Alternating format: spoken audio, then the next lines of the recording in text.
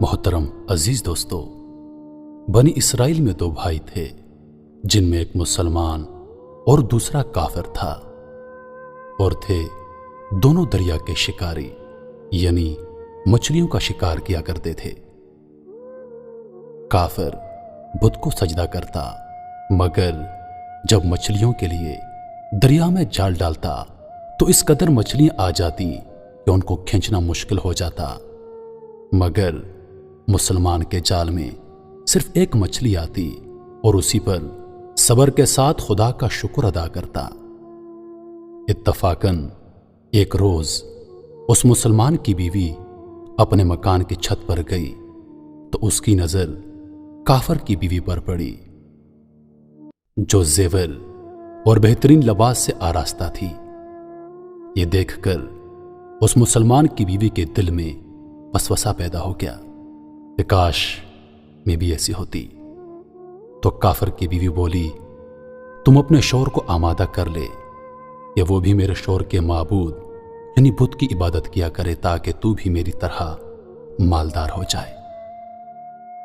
یہ سن کر مسلمان کی بیوی کچھ غمزدہ ہو کر نیچے آئی، اور جب اس کا شوہر گھر آیا تو بیوی کا حال دیکھ کر دریافت کیا کہ آخر بات کیا ہے جس سے تو اس قدر غمزدہ معلوم ہوتی ہے۔ اس کی بیوی کہنے لگی، بس میاں، یا تو مجھے طلاق دے دو یا پھر اپنے بھائی کے معبود کی پرستش اختیار کرو۔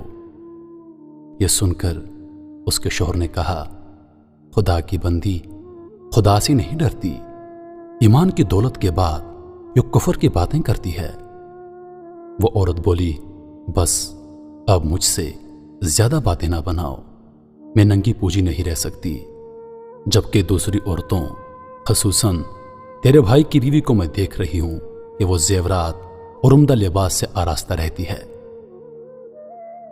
جب اس مرد مومن نے دیکھا کہ عورت ضد پر اتر آئی ہے اور اس کا اصرار حد سے بڑھ چکا ہے، تو اس نے عورت کو تسلی دی اور کہا، اچھا، گھبرانے کی ضرورت نہیں، میں کل سے کاریگروں اور مزدوروں میں جا کر محنت کر کے تجھے روزانہ 2 درہم دیتا رہوں گا، ان 2 درہم سے تو اپنی حالت درست کر لینا۔ یہ سن کر عورت کو کچھ تسکین حاصل ہوئی۔ صبح سویرے وہ مرد مومن مزدوری کی تلاش میں نکلا، لیکن کسی نے اس کی بات نہ مانی۔ وہ پھرتا رہا، شہر شہر گاؤں گاؤں کی خاک چھانتا رہا، لیکن کسی نے اس کی مدد نہیں کی۔ بالآخر مایوس ہو کر وہ دریا کے کنارے پہنچا اور شام تک اللہ تعالیٰ کی عبادت میں مصروف رہ کر رات کو جب گھر آیا تو بیوی نے دریافت کیا، میاں، آج تم کہاں تھے؟ وہ کہنے لگا، میں بادشاہ کی خدمت میں تھا، بادشاہ نے مجھ سے 30 دن کام کرنے کی شرط رکھی ہے۔ اس کی بیوی بولی، آخر وہ بادشاہ تم کو کیا دے گا؟ تو اس نے جواب دیا، میرا بادشاہ بڑا کریم ہے اور اس کے خزانے مال و دولت سے بھرے ہوئے ہیں، وہ مجھے وہ دے گا جو میں چاہوں گا۔ چنانچہ اسی طرح وہ اپنے معبود برحق کی عبادت میں مصروف رہا۔ 30ویں رات ہوئی تو بیوی نے کہا، سنو میاں، اگر کل تم نے مجھے مزدوری لا کر نہیں دی تو تم مجھے طلاق دے دینا۔ یہ سن کر اس کو کسی قدر پریشانی لاحق ہوئی، اور 30ویں صبح کو اس نے ایک یہودی سے کہا، کیا تم مجھے مزدوری پر لگا لو گے؟ یہ سن کر یہودی کہنے لگا، ہاں، تم کو مزدوری مل جائے گی، لیکن شرط یہ ہے کہ میرے پاس تمہارے کھانے پینے کا کوئی بندوبست نہیں ہوگا۔ چنانچہ وہ مرد مومن روزہ کی نیت کر کے یہودی کے ساتھ کام پر گیا۔ ادھر دوسری طرف ایک آدمی اس کی بیوی کے پاس گیا، دروازہ کھٹکھٹایا۔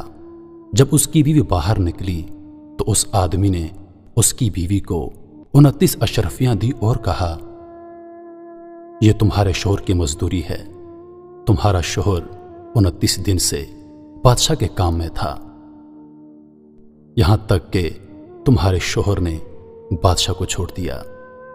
اگر وہ 30ویں دن بھی کام پر جاتا تو اس کو بہت سی اجرت مل جاتی، لیکن وہ یہودی کے پاس چلا گیا۔ اگر وہ مزید بادشاہ کا کام کرتا تو بادشاہ اس کو مزید اجرت دیتا۔ بس یہ لو 29 اشرفیاں، اس میں ایک اشرفی اس لیے کم ہے کیونکہ آپ کا شوہر 30ویں دن کام پر نہیں گیا۔ چنانچہ وہ عورت ان میں سے ایک اشرفی لے کر بازار گئی۔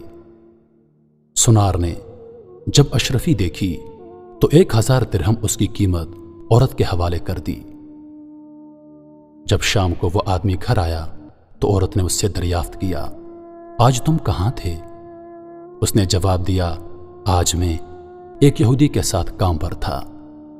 اس کی بیوی نے کہا، آخر بادشاہ کی خدمت ترک کر کے تم دوسرے کی خدمت کیوں کرتے ہو؟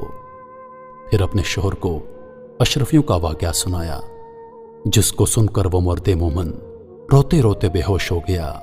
جب اس کو ہوش ہوا تو بیوی سے کہنے لگا، افسوس کہ میں نے بادشاہ دو جہاں کی خدمت کا حق اپنے اوپر لازم نہ کیا۔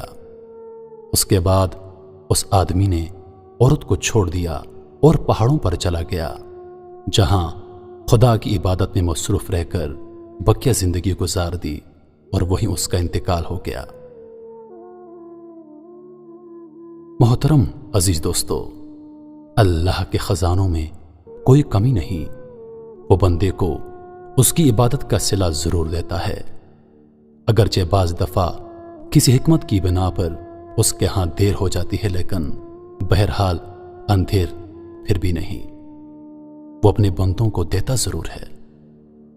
اللہ تعالی ہم سب کو صبر و شکر کے ساتھ رہ کر زندگی گزارنے کی توفیق عطا فرمائے، آمین یا رب العالمین۔